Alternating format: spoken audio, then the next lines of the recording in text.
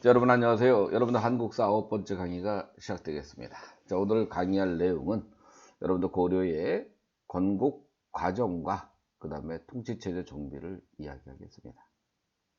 자, 먼저 고려의 건국 과정을 이야기해 보죠. 고려의 건국 과정을 알기 전에 먼저 신라 말기의 시대적 상황을 정확하게 이해하는 게 되게 중요하죠.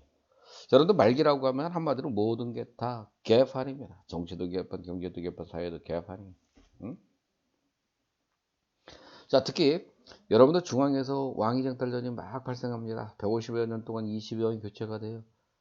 지들끼리 막 쌈박질합니다. 진국귀족 난리 났어요. 그러면 여러분들 당연히 지방에 대한 통제력이 가능해, 불가능해? 불가능하죠. 그리고 지방에서 자, 땅을 기반으로 해서 많은 노비와 사병을 거느리면서 자, 새싹 솟아나듯이 어떻게 되겠어요? 솟아나기 시작하는 정치 세력이 있습니다. 우리는 그들을 호족이라고 이야기를 하죠. 자, 이런 호족들이 결국 중앙의 통제력이 사실상 제로에 가까워지면 어떻게 되겠어요? 독자적인 정치 세력으로 성장을 하겠죠. 그렇게 해서 여러분들 견훤이 완산주라고 불리우는 곳에서 자, 이렇게 후백제를 건국하는 겁니다. 그 다음에 여러분들 궁예라고 하는 사람이 철원에서 후 고구려를 세우는 거고, 그러면 신라는 여러분도 어떻게 되겠어요? 경상도 지역만 차지하는 비리비리한 나라가 되겠죠. 우리는 이 세 나라를 일컬어서 뭐라고 불러요? 후삼국이라고 이야기를 합니다. 자, 이런 후삼국이 이제 어떻게 되겠어요? 하나의 나라 통일로 가겠죠. 이렇게 통일로 가는데 결정적인 역할을 하는 사람이 바로 누굽니까? 왕건이라는 사람이죠. 왕건이라는 사람은 송악의 호족 출신입니다. 이 사람은 교역을 통해서, 즉 해상무역을 통해서 돈을 많이 벌었어요. 그래서 여러분들 궁예의 신하로 활동을 하지만 지역민들한테는 신망이 두터운 인물이었습니다. 그에 반해서 여러분들 우리 궁예, 이 모조리 같은 인간, 뭐 여러분들 워낙 뭐 영화라든가 드라마에서 궁예에 대해서 많이 나오기 때문에 궁예의 실정을 모르는 사람은 없어요.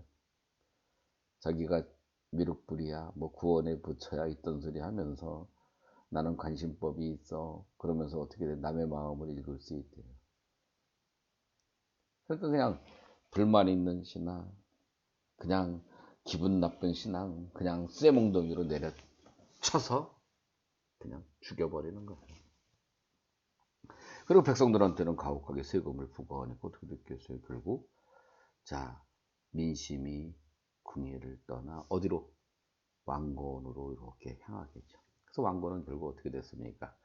인생은 타이밍이라고 결국 결정적인 그런 하나의 고난을 장악할 수 있도록 노력을 하겠죠. 그래서 결국 권력을 장악합니다. 궁예를 보내죠. 자, 그게 바로 918년에 고려의 건국이에요. 뭐 별겁니까? 그럼 당연히 어떻게 되겠어요? 이제 고려가 세웠습니다. 그럼 신라 쪽으로 이렇게 가서 여러분들 압박가하고 결국 회유를 하니까 경순왕이 알았어요. 그러고 갔다 땅덩어리 누구한테 줘버려? 왕건한테 갖다 주는 거예요. 그 다음에 여러분들 당연히 후백제를 압박하겠죠. 자, 정치 내분도 발생했던 후백제, 특히 견훤하고 아들 신검하고 서로 쌈박질합니다. 부자지간의 권력 싸움이 또 치열하죠. 그래서 견훤이 항복을 해요. 그리고 어떻게 됐겠어요? 끝까지 계기는 결국 신검 후들겨 패면 결국 통일을 하는 겁니다. 이게 후삼국의 통일이에요. 응? 자, 그런데 우리 고려의 통일은 통일신라 시대의 통일보다는 훨씬 높게 평가하죠. 그 이유는 발해 유민까지 끌어안았습니다. 실질적으로 우리 민족이 이제 드디어 하나가 된 거예요. 예전에는 신라의 통일이라는 건 불완전했잖아요. 여러분이 알고 있는 것처럼 어땠어요? 그렇죠. 영토도 고구려 땅 3분의 1을 차지하지 못했고 발해라고 하는 나라, 고구려 유민이 세운 나라, 그들을 끌어안지 못한 진정한 통일이라고 보기에는 한계가 있었던 것이었죠. 당연히 지금은 어떻게 되겠어요? 이제 후삼국 통일했죠. 그리고 발해 유민까지 포용했죠. 그래서 우리는 민족의 재통일이 이루어졌다라고 하는 의의를 부과하는 겁니다. 꼭 좀 기억해 두세요. 됐죠? 자, 좋습니다. 그러면 이제 여러분들 이렇게 그 다음에 왕들 어떤 이 지금 어떻게 돼서 통일이 되고 난 직후 또는 개국하고 난 직후에는 정치가 불안하거나 왕권이 약하다 그랬잖아요. 그래서 통일신라도 마찬가지고 고려라고 하는 나라도 역시 똑같아. 이거 뭐 불안정하단 말이에요. 이런 불안정한 것을 안정한 모습으로 이끌기 위한 노력을 하는 통치자들이 있을 거 아니에요. 그죠? 우리 고려 같은 경우에는 각종 시험에서 나오는 왕들의 이야기는 딱 4명입니다. 4명. 자, 태조왕건의 이야기, 그 다음에 광종의 이야기, 성종의 이야기, 그리고 한 사람은 누굴까? 그렇죠. 고려시대 후기 공민왕이라는 사람입니다. 자, 이 4사람 중에 3사람을 이번 시간에 배우는 겁니다. 잘 들어놓으면 여러분도 후회할 거 없어요, 여기는. 자, 그러면 이제 한번 어떤 거를 또 어떤 내용을 우리가 확인해야 되는지 한번 정리해 보기로 하죠. 자, 별거 아닙니다. 한번 보세요. 자, 태조왕건 나라 세웠습니다. 솔직히 얼마나 혼란스러웠겠어요. 통일이 막 여러분들 이루어졌을 때 우리가 생각하는 것보다 체제가 안정되고 그러진 않아요. 우리가 한번 생각을 해. 우리도 한번 이거 교훈을 얻어야 돼요. 남과 북이 막 통일했습니다. 통일 짓고 혼란에 빠질 수도 있어요. 어려움을 당할 수도 있습니다. 자, 일단 여러분들 이렇게 민심을 하나로 이렇게 묶어야 되죠, 일단. 또 경제적인 그런 차이점 또 극복을 해야 되겠죠. 그럼 이제 여러 가지 그 대응 방안을 마련해야 되는 거 아니에요. 그래서 여러분들, 이거 혼란에 빠지고 또 여러분들 경제 침체 오면 통일한 것이 잘못된 거 아니야? 그래서 통일에 대해서 부정적으로 생각하는 사람도 있어요. 있습니다. 그렇지만 멀리 거시적으로 넓게 보면 어떨 거예요?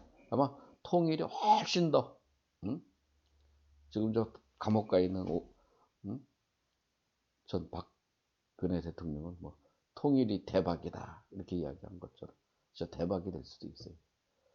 근데 그 사람의 말은 딱 하나, 통일이 대박이다. 그거는 마음에 들어. 다른 거는 별로 마음에 들는 일 없고. 그런데 자, 태조 왕건의 모습을 자 그려보는 거예요. 그 이 사람은 여러분들 나라 이름을 지금 뭐라고 그랬습니까? 고려야 그랬어. 그럼 어느 나라 정책을 계승하는 거예요? 그렇죠. 고구려를 계승, 고구려 정책을 계승. 그럼 당연히 고구려 땅 차지. 그럼 무슨 정책 추진해야 돼? 그렇죠. 북진 정책 추진해야죠. 뭐. 그럼 북진 정책 추진하려고 그러면 어떻게 되겠어요? 결국 땅 따먹으려고 하면 전략적 요충지를 중요시 여길 수밖에 없고, 그리고 바로 영토를 늘려갔습니다. 그 청천강서부터 영흥만까지 영토가 늘어나요. 자, 이렇게 한번 이렇게 자 확인해 보죠. 사실 여러분들 이렇게 여기 보면 여기가 대동강서부터 원산말입니다. 여기 통일신라 시대 국경선이에요. 근데 여기 청천강서부터 영흥만까지 이렇게 영토를 늘렸습니다. 그만큼 늘었네요. 사실 작년에 치사한 문제를 하나 냈어요. 사실은 내가 고려 문제 내면서 자 태조왕건의 업적을 이야기하면서 청천강서부터 영흥만까지 요 국경선을 냈습니다. 그랬더니 생각보다 너무 많이 틀리는 거야. 좀 황당했어요. 난 그냥 그거 1번, 2번, 3번, 4번, 5번 선택지 만들 때 태조 왕건의 업적 중에 하나가 채워놓기가 되게 힘들어서 그냥 이건 누구나 다 맞추겠지라는 생각 갖고 청천강서부터 영흥만까지 영토 확정을 딱 냈는데 와 생각보다 많이 틀리더라고요. 조금 놀랐습니다. 그럼 이렇게 어쨌든 영토가 늘어났습니다. 국경선이 청천서부터 영흥까지 확장이 됐어요. 그리고 서경이라고 하는 전략적 요충지를 되게 중요시 여기죠. 이렇게 그래서 빠방 늘어납니다. 이렇게 영토가 막 늘어나요. 자, 그러면 여러분들이 이제 금방 또, 뭐, 북진 정책은 그렇게 크게 문제되지 않는다는 거 알았을 겁니다. 그럼 두 번째 뭐 할 거예요? 민생 막 안정시켜야 될 거예요. 내 편으로 끌어내요. 고구려 사람, 백제 사람, 신라 사람. 자, 후자 붙은 이 사람들이, 세 나라 사람들이 막 뒤엉켜서 서로 갈등과 대립이 빚어질 텐데. 그리고 여러분들 전쟁하는 과정에서 얼마나 많은 사람이 죽어 자빠지고 얼마나 많은 농토가 황폐화됐겠어요. 응? 그들을 보듬어 안을 수 있는 건 딱 하나밖에 없어요. 세금 감면시켜주는 거고, 그 다음에 빈민을 구제해주기 위한 흑창이라는 제도를 시행하는 거야. 여러분들 아마 오늘날 코로나19를 해결하기 위한, 응? 문재인 정부의 대책 딱 보면 긴급 지원 자금 딱 지원하는 거 아니에요. 그건 어쩔 수 없는 겁니다.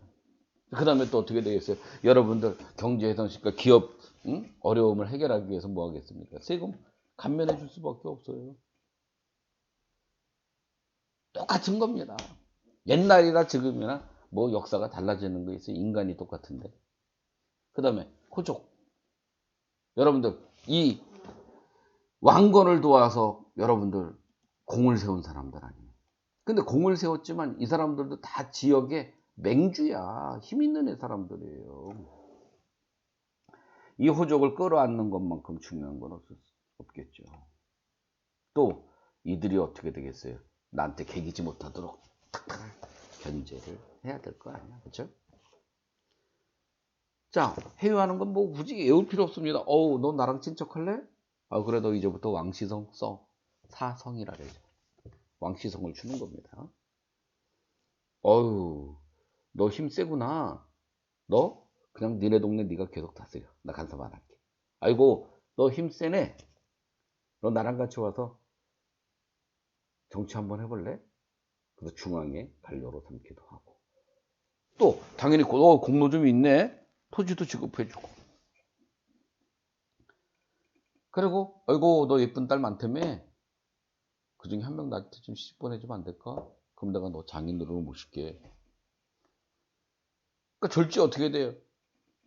장인하고 사이관계가 형성되면 여러분들 장인이 사이 쫓아내려고 반란 일으키겠어요? 그러면 지 딸은 어떻게 되는데? 그래서 이런 정략적인 결혼을 해서 왕후 6, 비 23, 도합 29명의 부인이 있었던 겁니다. 그럼 많은 학생들, 특히 남학생들, 요때 요 장면에서 보면 그냥 입이 쫙 벌어지는데, 에이씨, 그러지 마, 동물적 본능 갖지 마.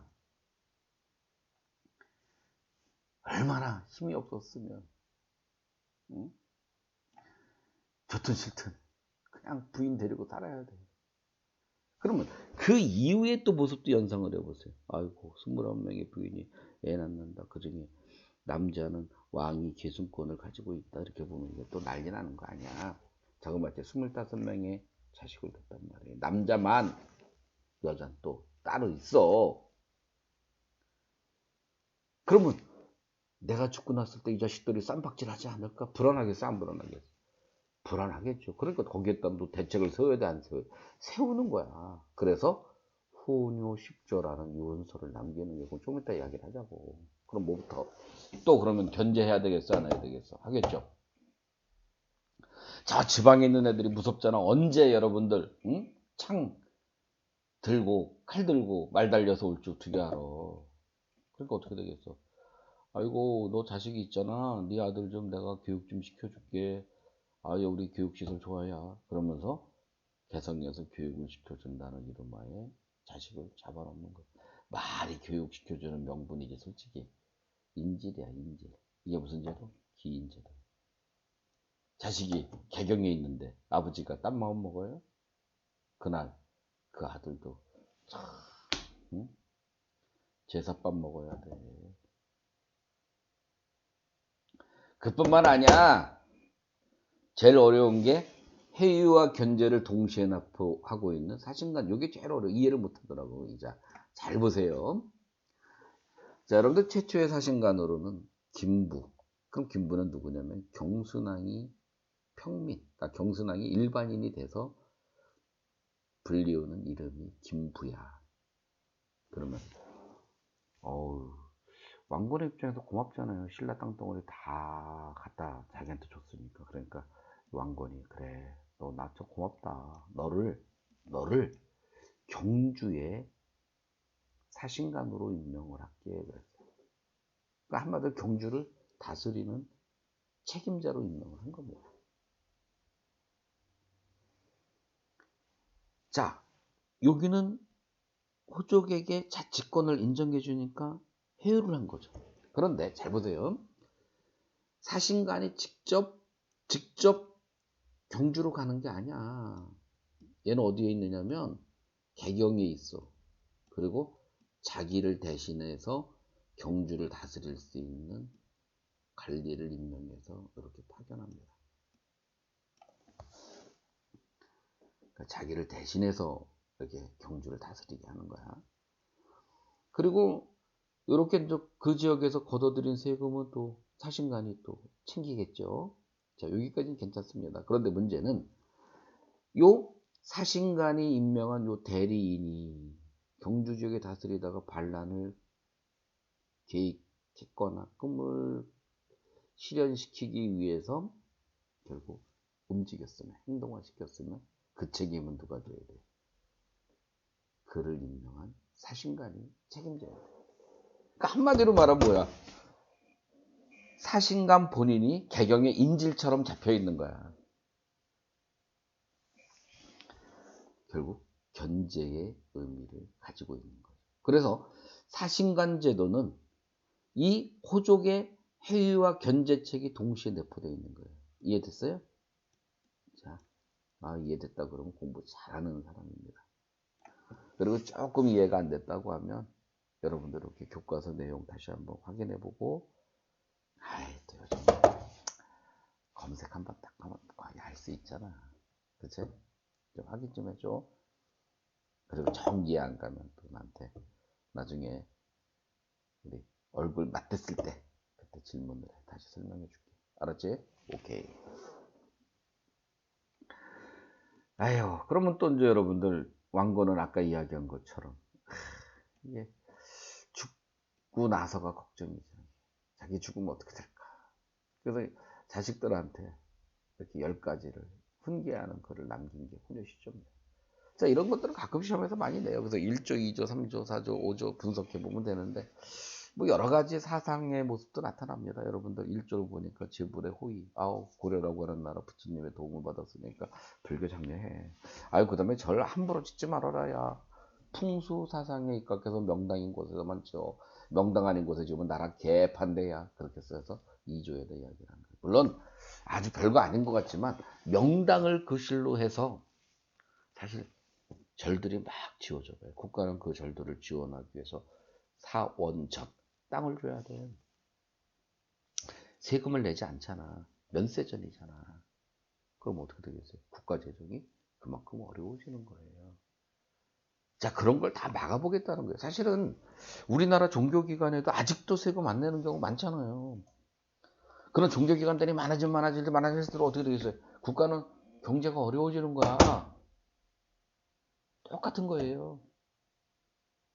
그렇다고 여러분들 종교기관이 생겨나지 못하는 거 막기도 참 쉽지 않죠. 보이지 않게 통제를 해야 되는 게 사실은 정부의 역할일 수도 있지만 또 그렇게 되면 종교 탄압이라고 또 난리 납니다. 어쨌든 이렇게 절 함부로 짓지 마. 그 다음에 왕위 계승은 자, 적자, 적손. 한마디로 장자가 계승해. 그 다음에 우리가 북진정책 추진하는데 거란 새끼들 저 새끼들하고 우리 친하면 안 되지. 거란하고 친하지 마. 그리고 북진정책 추진하려면 전략적 요충지인데 그게 최전방 아니냐? 전방에 너 가서 살라려면 불안해 안 불안해? 언제 그 새끼들이 또 쳐내려와서 또 뭐가지 달아날 줄 알고 살고 싶겠냐? 그럼 어떻게 돼? 여기 명당이야. 명분이 있어야 돼. 여기 살면 꿈과 희망이 있어. 막 강조해야 될 거 아니야. 그래서 서경은 수덕이 순조로. 쉽게 서경은 좋은 곳이니까 왕이라는 사람 100일 동안 머물러. 쉽게 말하면 북진정책 계속 추진해. 뭐 이런 얘기 아니에요. 응? 뭐 이거 분석할 수 있겠지? 응? 그럼 된 거야. 그래서 자기의 측근신하 박수디 이야기에 남겨서 얘도 우리 자식들 좀 경계로 삼게 해. 죽을 때까지 자식들 걱정하는 아버지의 모습이 담겨져 있다고 볼 수 있겠죠. 아버지의 마음. 자, 그러면 여러분들 그 다음에는 누구겠습니까? 뭐 안 봐도 뻔하잖아요. 아이고, 뭐 왕건이 고민했던 일이 그대로 발생하잖아요. 자식들이 그냥 뭐 싸우고 치열하고 자빠지고 왕규라는 나로 지 외손자 왕시키겠다고 난을 일으키질 않나 이러다 보니까 어떻게 되겠어? 결국 회종이나 종종 스트레스 팍팍 받으니까 이제 죽어버린 거예요. 그러니까 졸지에 왕된 사람이 누구냐면 광종이에요. 광종 무슨 에이 젠장 나는 우리 형처럼 죽으면 안 되지 그러면서 누구 해야 되겠어? 호족 새끼들 저거 공신 새끼들 저거 힘 약화시켜야 되겠지. 그러면 호족들은 많은 노비로부터 힘을 가지고 노비를 해방시켜야 되는데 이게 불법 노비는 꼭 있거든. 왜?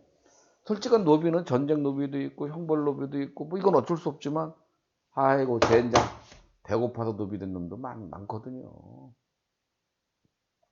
이런 노비 해방시켜버려. 그러면 호족의 힘이 약해지는 거야. 호족의 군사적 기반이 약화되고 경제적 기반이 무너지는 거예요. 이게 별거 아닌 것 같아도 되게 중요한 겁니다. 그럼 또 노비가 해방이 됐어. 자유민이 됐어. 그럼 뭐 내야 돼? 세금 내.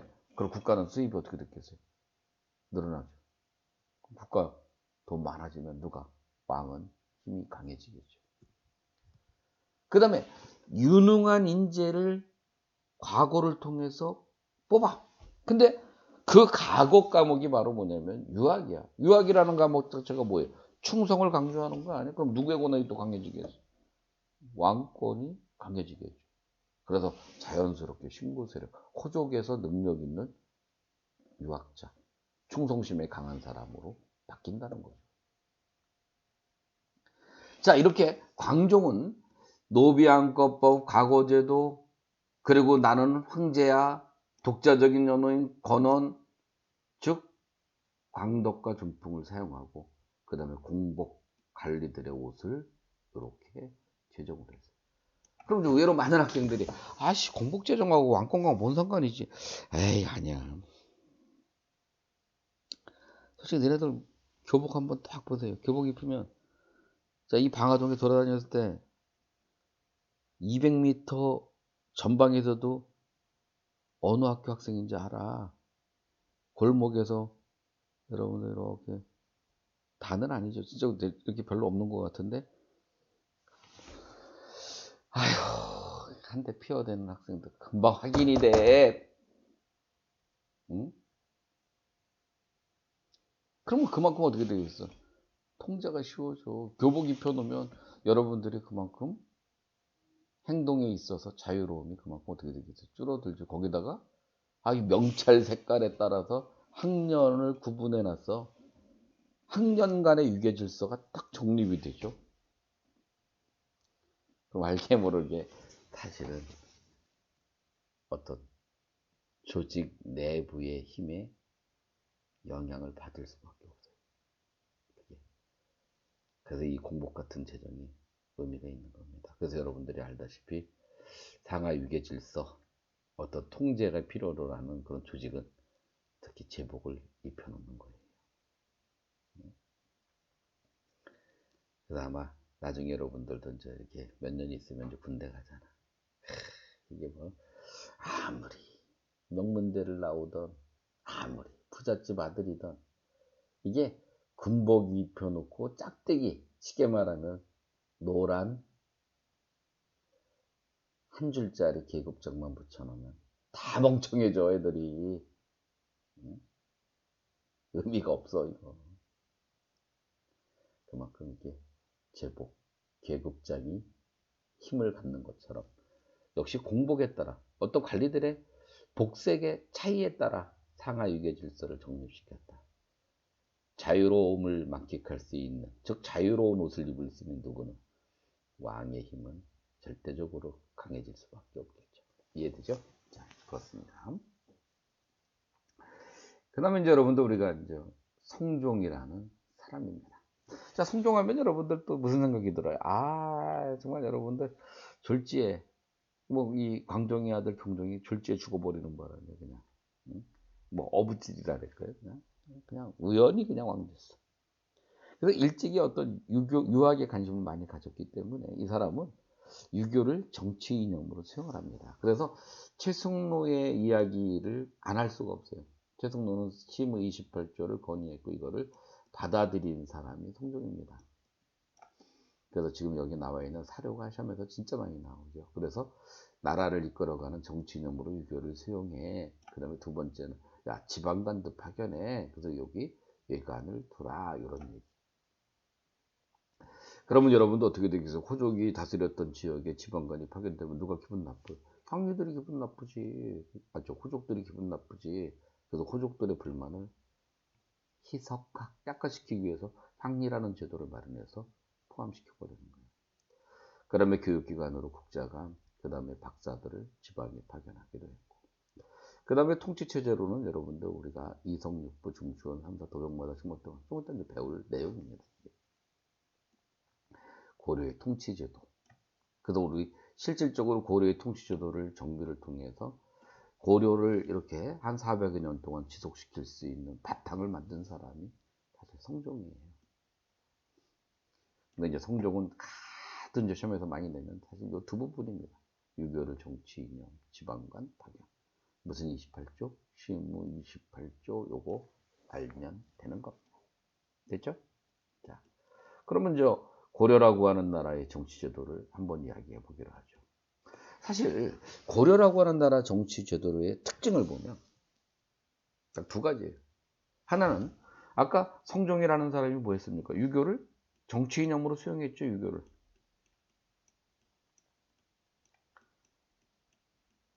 두 번째는 고려의 정치는 귀족 중심의 정치가 되게 발달되어 있어요.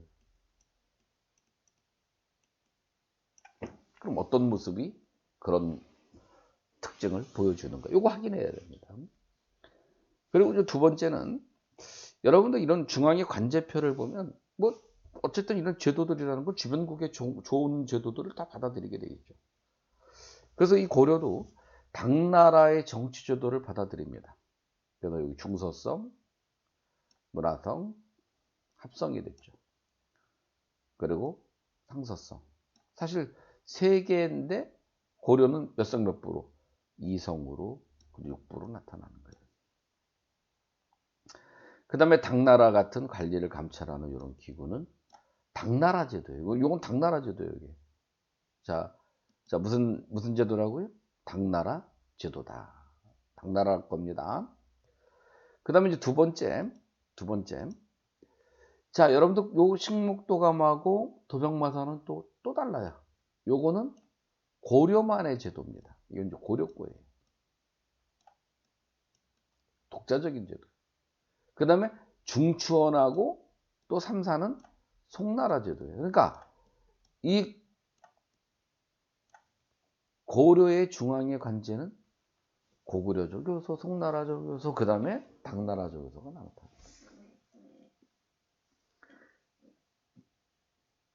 물론 시험은 남의 나라 거 수용한 제도보다는 고려만이 갖는 제도들이 시험 잘 나오겠죠, 일단. 근데 도병마사 식목도가 무엇을 하느냐면 국방 문제를 논의하거나 법의 제정을 하는. 근데 누가 하느냐? 중서문화성의 고위공직자 재신, 그리고 왕의 비서실에 해당되는 중추원의 고위공직자 추민. 한마디로 2품 이상의 고위공직자들이 국가의 중요한 일을 결정했어요. 그래서 우리는 이야기하는 겁니다. 아, 국가의 중요한 일들을 이렇게 재신과 추민이 결정하는 모습을 보여주는구나. 그래서 우리 고려는 귀족적인 요소가 강한 사회구나. 이렇게 이야기를 하는 거예요. 그리고 두 번째는 유교를 정치 이념으로 수용했다 그래서 유교라고 하는 이 정치 사상은 자, 항상 왕이 어진 마음으로 백성을 보살펴야 돼요. 이런 정치를 우리는 왕도 정치다 이렇게 이야기합니다. 그런데 왕이 하다 보면 어떻게 되겠어요? 어진 마음 이게 갖고 다스린다는 게 그게 쉬운 거 아니에요. 갑자기 막 열도 받고 막 돌아버릴 것 같은 느낌, 화도 막 나고 막 그다음에 법으로다가 적용해서 그냥 돼지게 패고 싶고 막 그렇게 이렇게 하는 게 더 편할 수도 있다는 생각 같잖아요, 솔직히.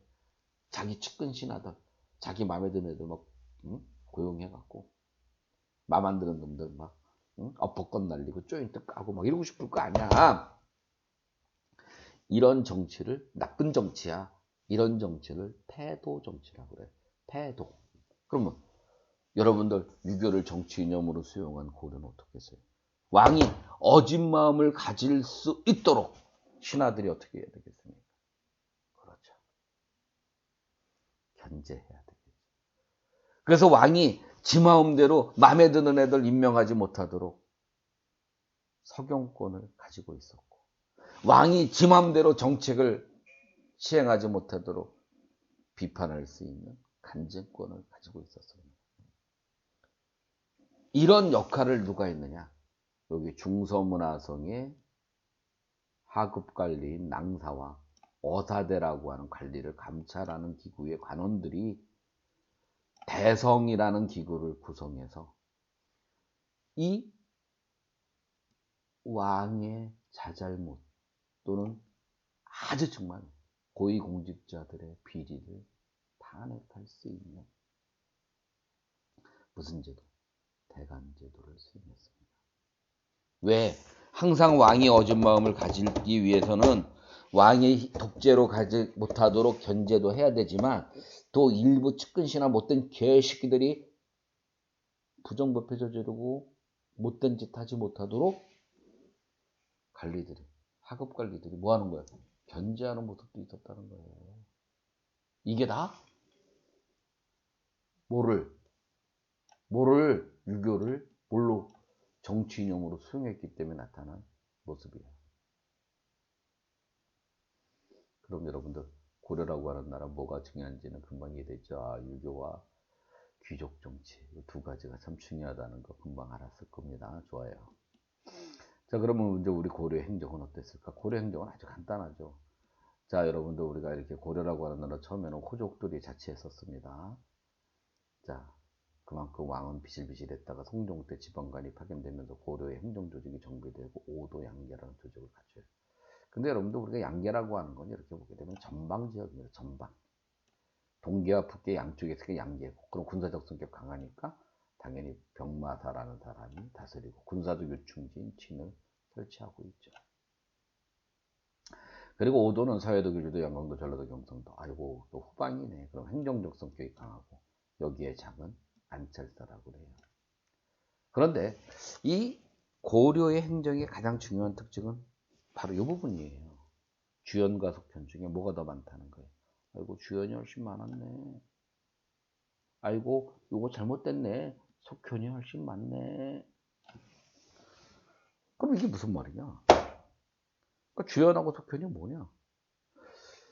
자, 여러분들 우리가 군이라고 하는 행정 조직 밑에는 자 뭐가 있는 거냐면 이렇게 현이라는 게 있었어요. 이렇게 현이 이렇게 하나, 둘, 셋, 넷, 5개가 있다고요. 이렇게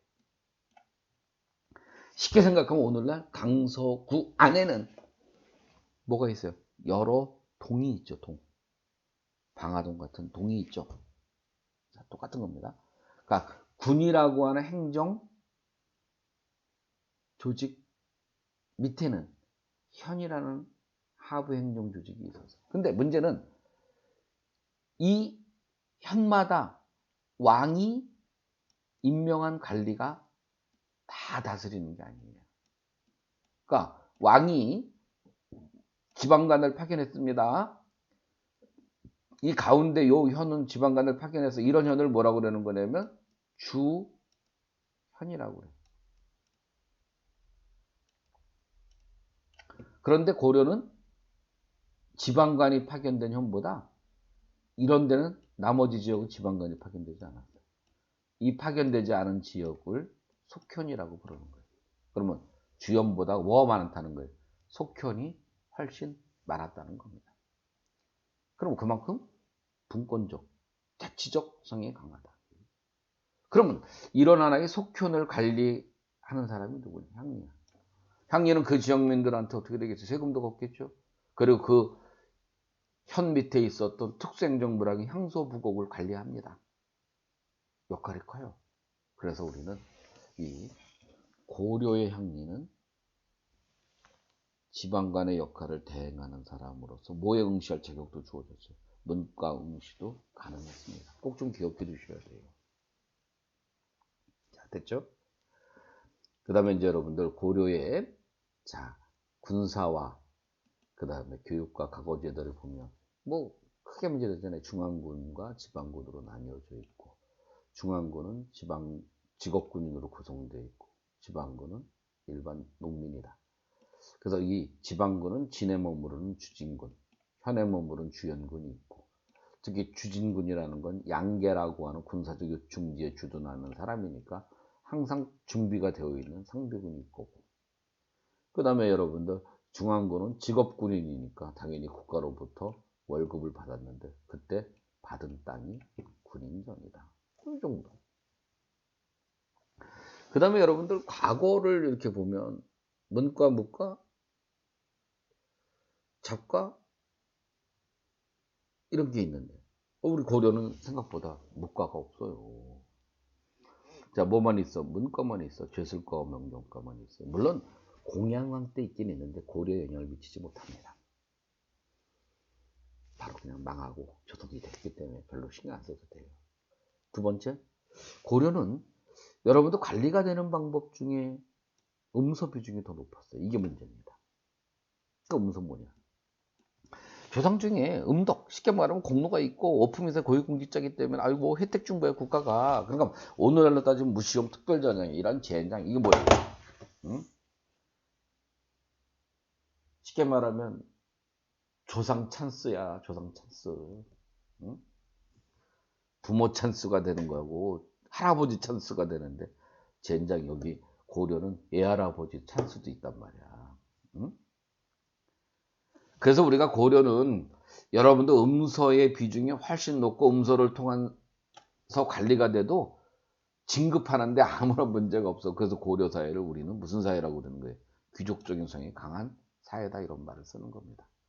그리고 여러분들 교육기관은 국자감고에 한교가 있고 지방에는 지방에는 향교가 있었는데 문제는 고려시대 중기에 가면 여러분들 개인 학교가 되게 인기가 짱이에요. 그 이유는 뭐냐면 뭐 솔직히 과거 합격률이 높았다는 거죠. 그럼 왜 높았느냐? 전문 교육을 해서 구제, 응? 쉽게 말하면 과목별로 다 교수가 있어서 과목별로 수업을 딱 진행하니까 어떻게 되겠어요? 그냥 합격이 봐봐 좋죠. 거기다가 또 학연이 형성돼서 이게 나중에 공무원이 돼도 즉 관리가 돼도 이거 먹고 사는데 참 도움이 많이 돼. 그러니까 사학의 진학률이 막 높아져요. 사학이 인기 짱이에요. 그럼 국가가 가만히 있어요? 우리 공교육기관 아이고 개판되는데 가만히 있어요? 지원해야 될 거 아니야. 장학금 막 줘. 양형고라는 재단 만들어서 하는 거고. 아, 우리도 전문 교육하면 되겠네. 그래서 실제를 설치하기도 하는 겁니다.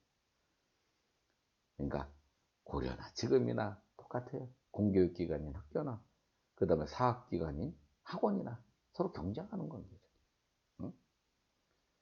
그러니까 우리 뭐 공교육기관도 그냥 설렁설렁해서는 어떻게 되겠어요? 잘못하면 정말 응?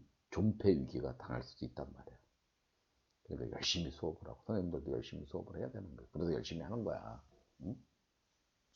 자, 여러분들 이것으로서 여러분들 우리가 이야기를 하는 겁니다. 무엇을 고려의 건국과 통치제 정비를 이야기를 했습니다.